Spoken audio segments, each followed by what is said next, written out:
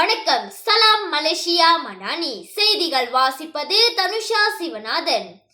மலேசிய இந்திய உருமாற்று பிரிவான மித்ரா 2024 ஆண்டுக்கான 100 மில்லியன் நிதி ஒதுக்கீட்டில் முதற்கட்டமாக 60 மில்லியனுக்கான நிதி ஒதுக்கீட்டுகளை முடிவு செய்துள்ளதாக மித்ரா சிறப்பு பணிக்குழு தலைவரும் பத்து நாடாளுமன்ற உறுப்பினருமான YB பிரபாகரன் பரமேஸ்வரன் தெரிவித்தார்.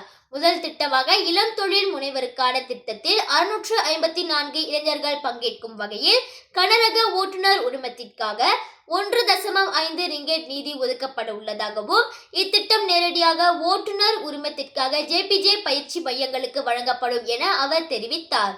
இரண்டாம் திட்டமாக 186 தனியார் பாலர் பள்ளிகளை சேர்ந்த 4545 மாணவர்கள் பயன்பெறும் வகையில் 10 மில்லியன் ரிங்கெட் நிதி ஒதுக்கப்பட உள்ளதாகவும் 4 முதல் 6 வயது மாணவர்கள் B40 பிரிவினராக இருப்பதை உறுதி செய்வதாகவும் அவர் தெரிவித்தார். மூன்றாம் திட்டமாக டயாலிசிஸ் எனப்படும் கூழ்ம பிறப்பு நோயினால் பாதிக்கப்பட்டுள்ள 800 நோயாளிகளுக்கு 8 மில்லியன் ரிங்கெட் நிதி ஒதுக்கப்பட உள்ளதாகவும் மித்ராவின் ஆய்வின் அடிப்படையில் 1153 நோயாளிகள் நிதி வேண்டி கோரியுள்ள நிலையில் தேர்ந்தெடுக்கப்பட்ட 800 நோயாளிகளுக்கு மட்டும் மித்ராவின் 8 மில்லியன் ரிங்கெட் நிதி பகிர்ந்தளிக்கப்பட உள்ளதாக அவர் தெரிவித்தார்.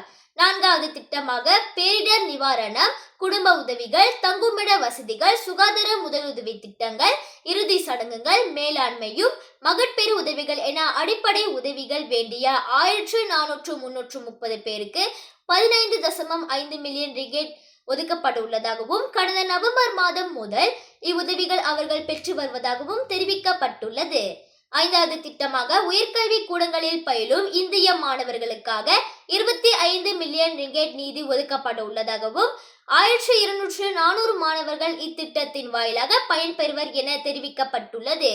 முதலாம் ஆண்டு, இரண்டாம் ஆண்டு பயிலும் மாணவர்களுக்காக BSN வங்கியின் மூலம் இத்திட்டம் செயல்படுத்தப்படும் என தெரிவிக்கப்பட்டுள்ளது. இத்திட்டங்களை அடுத்து TVET தொழிற்கல்வியை மேற்கொள்ள 5000 இந்திய இளைஞர்களுக்கு நிதி உதவியும் வழங்கப்படும் என மித்ரா சிறப்பு பணிக்குழு தலைவரும் பத்து நாடாளுமன்ற உறுப்பினருமான YB பிரபாகரன் பரமேஸ்வரன் தெரிவித்தார்.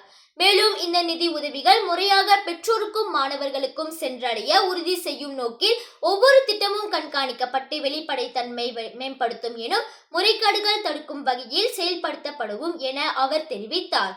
இது மலேசியாவில் வாழும் இந்திய சமூகத்தின் பொருளாதார முன்னேற்றத்துக்கான மித்ராவின் அர்ப்பணிப்பை வெளிப்படுத்துவதாகும்.